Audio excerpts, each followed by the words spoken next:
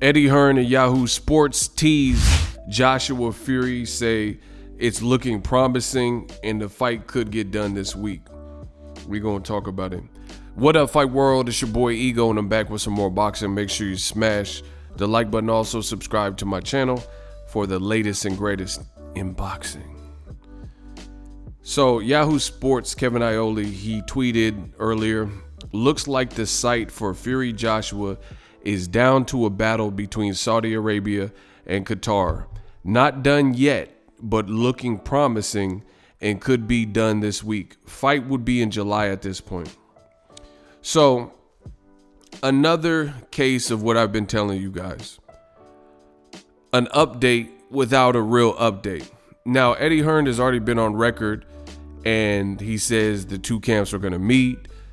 They said the fight was done. They said the contracts were signed. Eddie Hearn has already told you that the targeted date would be June or July. So this is really no update at all. It's just confirming what Eddie Hearn has already put out in the media. And it's making this whole fight with Fury Joshua look laughable. I don't think this fight will be next. I think for a variety of reasons, I can start laundry listing. Go. One, Fury sounds like he's spooked from the inactivity. You know, he's talked about inactivity and says he's owed 2 fights this year. That's one reason. Number two is the fight is encroaching rapidly and there's a lot of obstacles. I've already talked about this on the channel. In fact, I was the first one to talk about this aspect. So they're saying this fight could happen in Saudi Arabia or Qatar. For starters, this funny that you have 2 British fighters and this is supposed to be the biggest fight in British history, but it would take place in another country outside of the UK, outside of England. Very laughable. You know, just a couple years ago, the claim to fame was Joshua Klitschko at 90,000, capacity, 100,000 almost. Same thing with Carl Froch, George Groves. Now the sport has gotten to the point where they're just trying to accept site fees from whoever's willing to pay. They don't care about the atmosphere. They don't care if it's a boxing culture or if fans can get to it or how hard that becomes for fans to get to it. Time zone differences. It's just all about money. And I think there's a perfect, like Wembley seems like the ultimate place for a fight like this if we're calling it the biggest fight in British history. So to me, that sounds dumb. You can make a ton of money in where both guys are from, but they're doing roundabout stuff. So yeah, I have a lot of questions about that in general.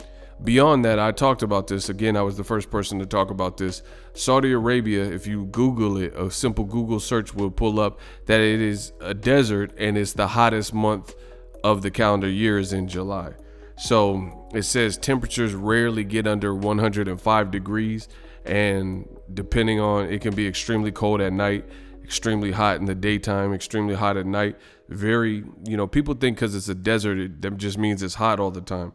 Come out to Las Vegas, which is probably a bit more tame weather-wise than a place like Saudi Arabia. But deserts can be, there's extremities on both sides. It's not just like it's hot all the time. It can get extremely cold in the desert as well. Right, and also have sandstorms and just different things that hinder visibility. So you got to worry about inclement weather. You're going to really have Joshua and Fury in July in Saudi Riyadh or wherever in Saudi Arabia and fighting, and potentially, it gets 116, 118 degree weather, no problem, with this little time to prepare. And that's another reason. It's already April. And they haven't even announced the fight. They're talking about landing the contract still, getting the investors. So Eddie Hearn said all this stuff, that he has so many investors chomping at the bid and 8 to 10 people. And then now it goes back to, the rumor is the same places or the same location that people thought it would kind of be at. But let Eddie Hearn tell it. He had all these offers pouring in from people and the phone was constantly ringing. It all just sounds like cap to me. At the end of the day, I don't understand what this game is for. Like I said, there's a lot of people talking in boxing, but not really saying much. there's a lot of reporters and information being fed in the form of a boxing update, but they really don't have an update for you or for the fans. And it's just weird behavior, you know. In addition to the points I've already made in this video, make sure you guys smash the like button. Fury versus Joshua, you know, it's April. It's about to be Ramadan. That lasts a month. So you're talking about a holy land and a kingdom that overall celebrates Ramadan. That's a month-long process. So last time when Joshua was fighting in Saudi Arabia against Andy Ruiz in the rematch, they were going to build like the venue and like the ring and all that.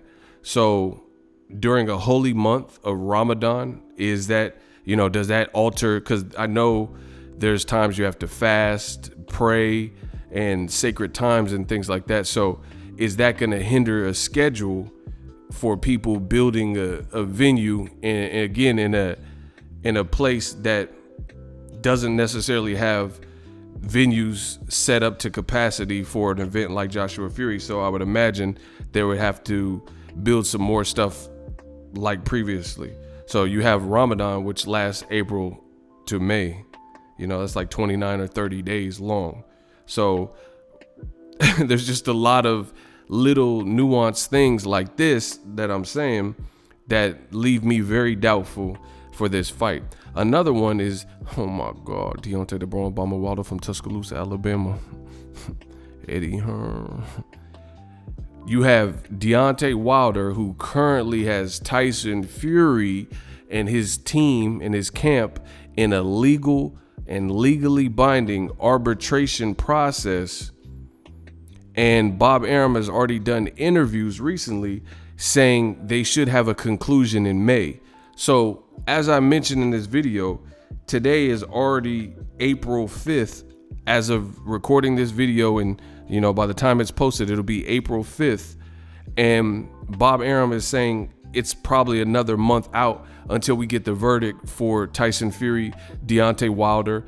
And we don't know what the arbitrating judge or the arbitrator will decide. So how can you book a fight for July and not promote the fight? And Eddie Hearn, like, see, this is, to me, this is probably why Eddie Hearn has no actual connection to Tyson Fury's career other than he tried to sign him at a point in time. But what I'm saying is Tyson Fury's promoters are Bob Arum and Frank Warren. They haven't really said too much recently from what I've seen, and it's all been Eddie Hearn. So the guy that knows the least about what's going on, like, mind you, the Wilder Fury arbitration hasn't even concluded. Bob Arum, who's currently going through this legal process and litigation, says it probably won't be concluded until May, and Tyson Fury could be liable for damages. So that's in itself, why instead of fighting somebody, why would you rather or instead of having to pay for someone to not fight them, you might as well just make money and fight that person, close your contract if that's what the arbitrating judge decides. Who wants to pay out money? It doesn't matter how big you think another fight is. Who wants to pay out money when they said it's easy work and you could beat Wilder again? If you could do it, you know, instead of having to pay out legal damages and then, you know, just to get out of the fight and then try to move on to someone else, and you won't have the respect of the fans. So this whole situation seems a mess. But back to the point I'm making is the person who doesn't manage Tyson Fury's career and isn't in the arbitration directly, Eddie Hearn, is the person doing the most speaking. He's it's like, let's say a kid, and a kid's going through the car dealership and their parents are looking for a car, but you're not in charge of the finances. You're a kid. You're in the 6th grade. You don't manage the purse strings. You don't manage the wallets and the purses. So at the end of the day, it don't matter if the kid picks out a car that he wants. He doesn't have the credit score and or the finances to get that particular car. So it would have to be a decision based on the people in charge who wear the pants, which would be the mom and dad. And the reason I'm saying that is Eddie Hearn is he can go and look for all the venues he wants, but ultimately, if Fury is bound by this legal process, which we still haven't concluded, you know, what is it for him to solidify and sign on to a site if Tyson Fury is booked up or the judge says he has to fight Wilder again? And again, this is none of his business. This is none of Eddie Hearn's business. So there's a strong chance that he doesn't know everything that's going on. You know, I don't even think the decision has been made. So to me, this just sounds horrible. It's a bad look for boxing. It makes boxing look chaotic, and it makes boxing look amateur and disorganized when they're clamoring for big fights and, you know, putting it in your face as a fan that this fight could happen and making it sound like, oh, the contracts are signed. All that for what? If the fight doesn't happen, man, y'all need to send Eddie Hearn some hate mail. You know what I mean? Tweet him and show your anger and vitriol in the form of a tweet, because it's ridiculous to toy with fans' emotions like that and make it sound like you have a fight if you don't really have it lined up. So I can't wait. We'll see if the great Ego Stradamus is correct in his assessment, or we'll see if Eddie Hearn, you know, really can get it done despite Ramadan, despite July being the hottest month in Saudi Arabia, you know, despite there's other little things. I mean, I could do this all day. This is what I do, yo. Conor McGregor. I don't know what you're thinking. Who though is that? Right? Conor McGregor, he's doing a trilogy rematch on July 10th with Dustin Poirier. So that in itself is a very big fight. Conor McGregor, although he's coming off of a loss, this is a very impactful and meaningful fight for his career, and he still has star power. And I think people are gonna. He got stopped in his last fight with Poirier. So this will be the rubber match between Conor McGregor, I don't know what you're thinking, and Dustin Poirier. So at the end of the day, I think it's a big fight. And to me, it would be senseless and foolish for Joshua Fury to try to fight in Saudi Arabia to compete with a big fight in America that is a important, pertinent, must-win kind of crossroads fight for Conor McGregor, who at this point is still popular, and the guys have history.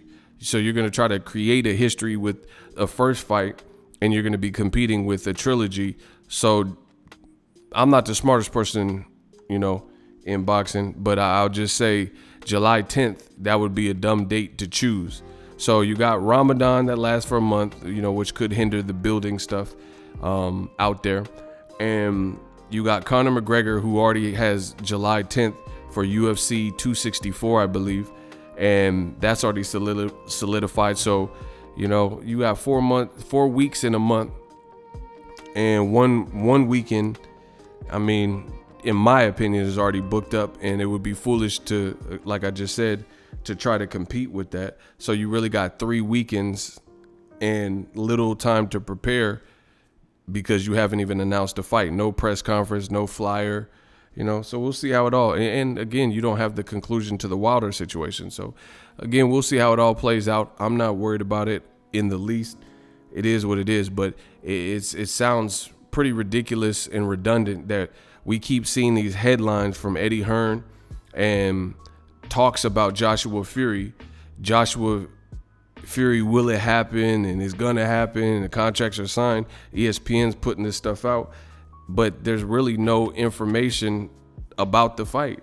Like, just in my opinion, in a perfect world, you don't really announce until you have reason to announce. Get the fight done, announce the fight. So the fact that you're doing all this like histrionics makes me feel like the fight definitely is not gonna happen next, because people who genuinely, like, it's like, let's say there's a millionaire. If someone knows they're loaded and they got $1 million, they don't have to show you their bank account statement and do a bunch of stuff to prove to a broke person that they got $1 million, because that broke person is challenging it. You know, you don't have to stoop to somebody's level.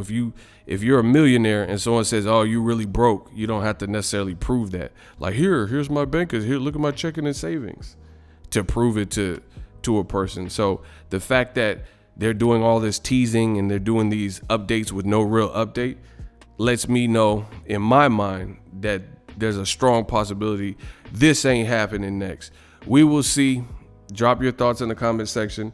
But, you know, I'm definitely over it. I think it's lame. If you have a fight, you have the fight. Announce the fight. Period. Drop your thoughts in the comment section. Also, use my link to get TUBEBUDDY ESPN Plus. We working. So if you enjoyed this video and want more content like this on the channel, you can show your appreciation by going to the PayPal donate button or the YouTube support button, and you can donate any amount that you feel is equivalent to the value of this video. Much more to come. Thank you guys for your support. Boxingego, the future of boxing.